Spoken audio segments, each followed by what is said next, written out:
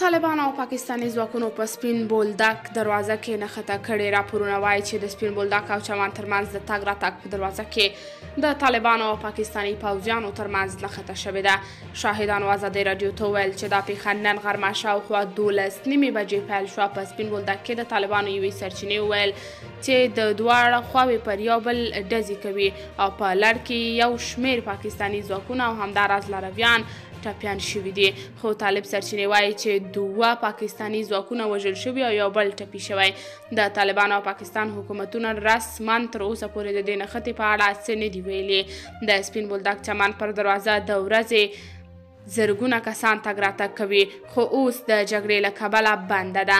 تر دې وړاندې هم څو ځلې دا لار د دوو خواو ترمنځ د نښتو له کبله تړل شوې ده.